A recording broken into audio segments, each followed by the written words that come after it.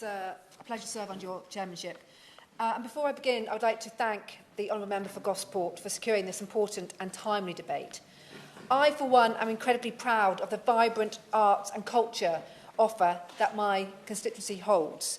From the West End's Theatreland to iconic live music venues such as Ronnie Scott's, the 100 Club or Heaven, as well as the Barbican Centre, the Royal Albert Hall, the Royal Opera House and the London Coliseum.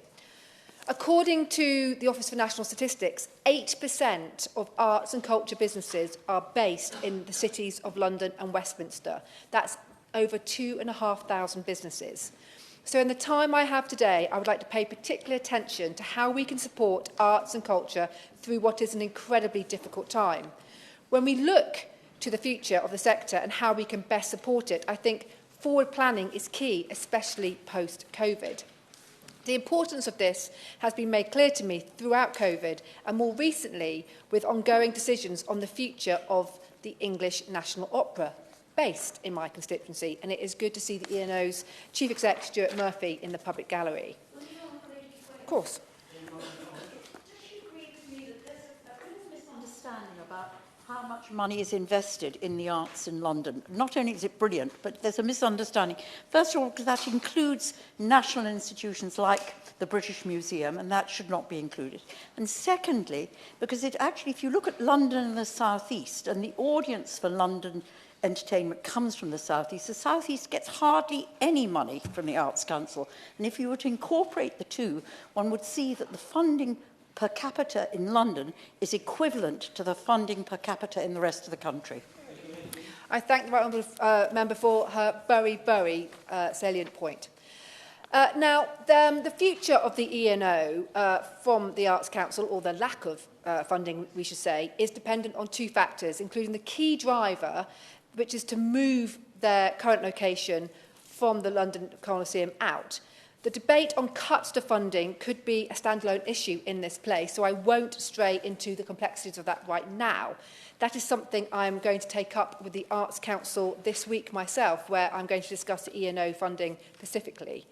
But right now, what I'm hearing is that one of the major issues the E&O is facing is not necessarily a prospective move necessarily, but the tightening of timescales and a lack of due consultation. And we've heard from the member from Bromley and Chislehurst how lack or no consultation with the E&O had. And the fact that the Arts Council expects 20 weeks to be enough between now and April for them to start really making decisions about their future. Whilst I appreciate that a decision needs to be made on funding, moving the E&O in its entirety, I think, is a very, very big misstep.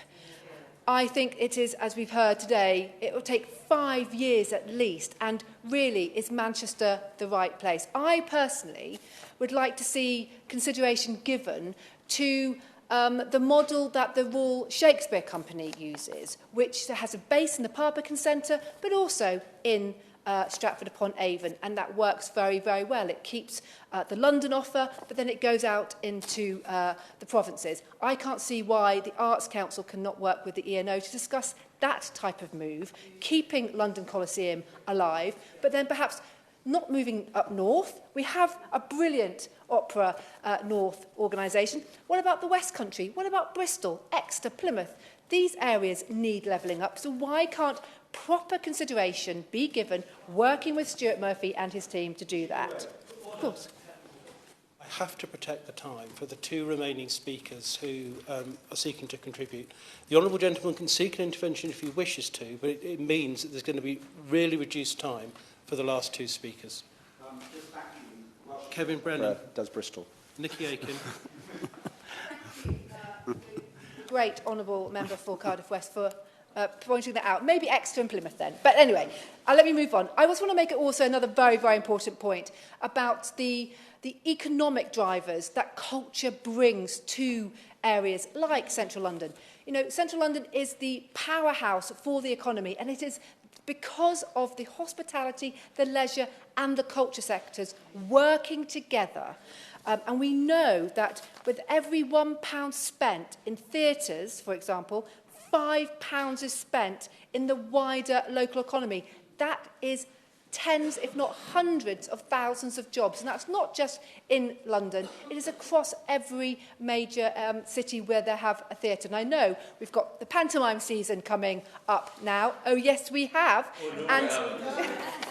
And I know that places like in Cardiff with the pantomime, which I used to always go to with my grandparents every year, the local economy really does depend on families coming to the theatre to enjoy and having a meal before or afterwards. In the very short time that I've got left, I wanted to just pay tribute to the member for Gosport for obviously bringing this this debate, but also for her outstanding work as a minister.